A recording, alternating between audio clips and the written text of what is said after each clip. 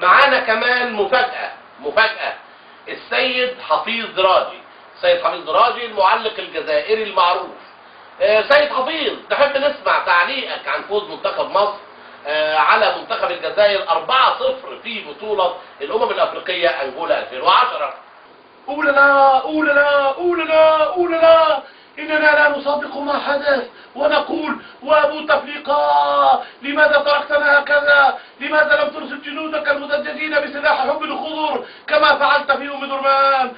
تاه الخضر سيدي، تاه الخضر سيدي، تاه الخضر سيدي. وأنتم يا شباب الخضر، ماذا أصابكم؟ ماذا أصاب شباكك يا شاوشي؟ هل أنت حارس كرة مرمى أم كرة يد يا شاوشي؟ وأنت يا حليش، لماذا العنف يا حليش؟ لماذا العنف يا حليش؟ وأنت يا مجيك، أنت يا مجيك، لما لم تسجل يا مجيك؟ لما لم تفعلها يا مجيك؟ لم يفعلها أحد، ولا أنت يا مكمور، ولا أنت يا مكمور، ولا أنت يا مكمور. وأنت يا أبو جرة، أين أنت يا أبو جرة؟ أين أنت يا أبو جرة؟ وأين مدربكم الرابح السعدان؟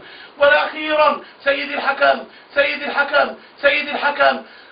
الحكم كوجا، أنت ظالما، كنت ظالما للخضر سيدي الحكم. وفي النهاية يا شباب الخضر، يا أبطال، مهما خسرتم فتظلوا في أنظارنا أبطال. 1 2 3 فيفا الجري. يا عم روح بقى، أبطال إيه وكلام فارغ إيه بقى؟ ده أصل ديل. مستر يوسف خوري، ازيك يا مستر يوسف؟ أهلا بيك نورت مصر، وأهلا بيك معانا في برنامجنا القاهرة النهاردة. Thank you. I'm happy for you. طبعا يا مستر يوسف انت مشيت في شوارع مصر وشفت الاحتفالات وشفت الناس هايصة وشفت No. Take care. I'm so busy. خلاص يا مستر يوسف، خلاص مش هعطلك. منتخب مصر يا مستر يوسف فاز ببطولة الأمم الأفريقية أنجولا 2010. ايه رأيك في الفريق؟ ايه ده الرزالة اللي انت فيها دي؟ قال ايه رأيك في الفريق؟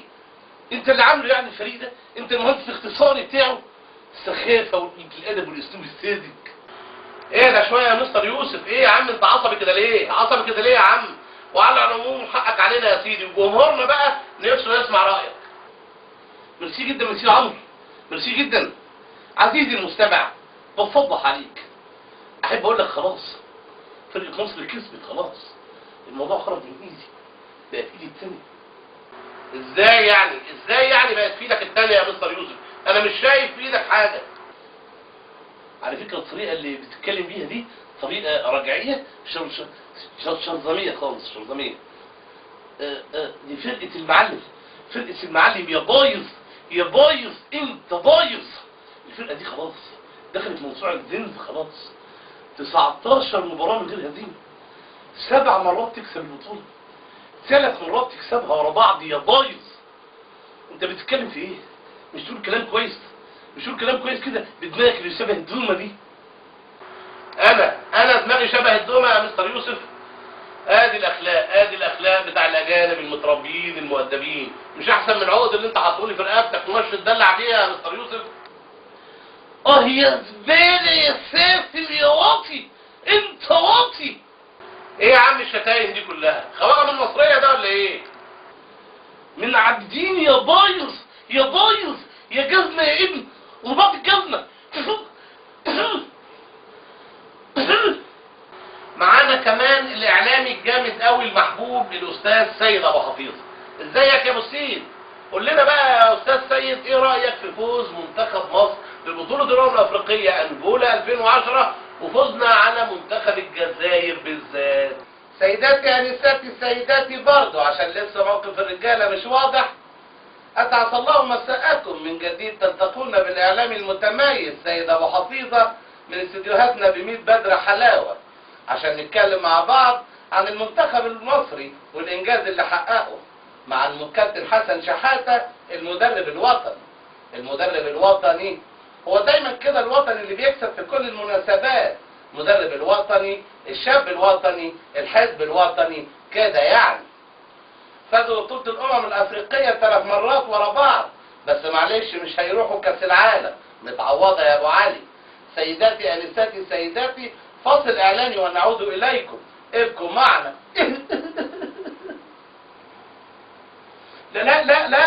الكرة دي بقى ما تتلعبش كده خالص، ده كان المفروض ياخدها بيمينه ويصلحها ويشوف بالشمال.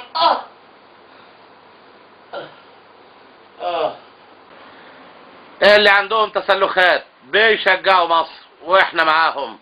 كوكا كولا راعي المشجع المصري. سيداتي انساتي سيداتي، عدنا اليكم. وصلتنا معلومات ان مدرب المنتخب الجزائري جات له وعكه بعد مباراه فريقه مع مصر، وراح المستشفى، وهناك قالوا له ان عنده الزيدان في بطنه، وقعد يتألم ويصوت ويقول يا حسني يانا على اللي جرالي. ولما سألوه قال لهم ان المرض ده متعب قوي ومرض وراثي ورثه من جده، لكن في اقاويل ان المرض ده جاله كمنه ما بياكلش في بيته ابدا ومتعود على الشحاته دايما، وقعد يزعق ويقول ربنا هو الشافي وانا عبد الشافي. واتصل بقرايبه وكلهم حضري بسرعه، اصله كان يوم جمعه والسكك فاضيه، وقالوا انه غالي عندهم قوي، وانه اول ما يخف ان شاء الله وربنا يفتح عليه فتح الله عليه هيخليه يروح معوض الخساره اللي خسرها امام المنتخب المصري. بيشاوروا لي يا جماعه عشان اخلص. حاضر يا عم. سبحان الله، انت ليك هيبه في شكلك ده بتخلي الكلمه مش طالعه من بقي. في النهايه سيداتي انساتي سيداتي برضه لحد ما يبان موضوع وجود رجاله من عدمه، نلتقي المره القادمه في برنامجنا الجديد اللي احنا بنحضر له دلوقتي. انت تسال وابو حفيظه يجيب، عشان نتكلم براحتنا. صحيح من خرج من داره اتقل مقداره، وحسبي الله ونعم الوكيل. الى ان نلتقي، اقعدوا بالعافيه. الحاج عبد الغفور البرعي. مساء الخير يا حاج. انا عارف والله يا حاج ان مشاغلك كتير قوي في الوكاله، لكن اكيد برضه تابعت واتفرجت على مباريات منتخبنا في كاس الامم الافريقيه انجولا 2010. ما هو دول اهلك وناسك برضه يا حاج، واللي ملوش خير في اهله ملوش خير في حد، ولا ايه يا حاج؟ عدك العيب يا استاذ عمرو، الله ينور عليك. شوف، على رأي المثل اللي يحسب الحسابات في الهنيبة، وحسن شحاتة حسب حساب كل مباراة وادى كل واحد حقه مش اكتر من حقه، وادي النتيجة اهي رزقت اهي والحمد لله. معانا كمان الاستاذ عوكل. يا استاذ عوكل، استاذ عوكل، استاذ عوكل. ايه يا عم كنت فوته؟ صح النوم يا استاذ عوكل، مصر كسبت بطولة الامم الافريقية انجولا 2010. يا راجل انت مالك يا استاذ عوكل؟ في ايه؟ معلش اصلي حرام وحاسس بالبتاع اللي انا نفسه ده ان انا كرسي مكتب. طب يا استاذ عوكل، المهم بقى ايه رايك في فوز مصر ببطولة الامم الافريقية انجولا 2010 وتحب تقول ايه؟ اقول مبروك، واحنا لازم نحتفل ونعمل وقفه. العمليه مش سهله، العمليه مش سهله. الاحتفالات وصلت مصر الجديده، ومصر الجديده يعني عندنا جوبلس كلها ساعتين ثلاثه وتوصل روكسي. لازم نحتفل ولازم نتصل باخواننا اللي بيحتفلوا في شبرا والقلعه وزرانيري، نتصل بيهم او نبعت لهم مسج، ونعمل شبكه سريه. محدش فاهم لي السريه دي. ونطبع مفروشات ونحط عليها صوره احمد حسن، عشان احمد حسن ده راجل جدع عمال يجيب اجوان قارن ولا قارن. تحس كده ان في مجهود والعصبيه طالعه في اللعب. طب وايه رايك بقى يا استاذ عوكل في المعلم حسن شحاته وعلاقته باللعيبه؟ المعلم حسن ده عمده المصريين كلهم، واللعيبه كلها بتحبه وتحترمه. اول ما يشوفوه جاي كده يتنطروا ويقفوا على طول، مش هتلاقي حد فيهم يكسروا عليهم في الارض. جزمه قديمه فيها طينه، في احترام وتبجيل لهذا الكهل المبهم، مش زي الجدع بتاع الجزائر ده اللي اسمه بدنجان سعدان. سعدان قتل حفيده. ياه، ليه كده يا استاذ عوكل؟ قتلوا ليه؟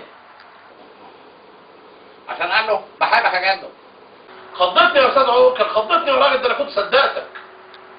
ايه يا عم مش مصدقني؟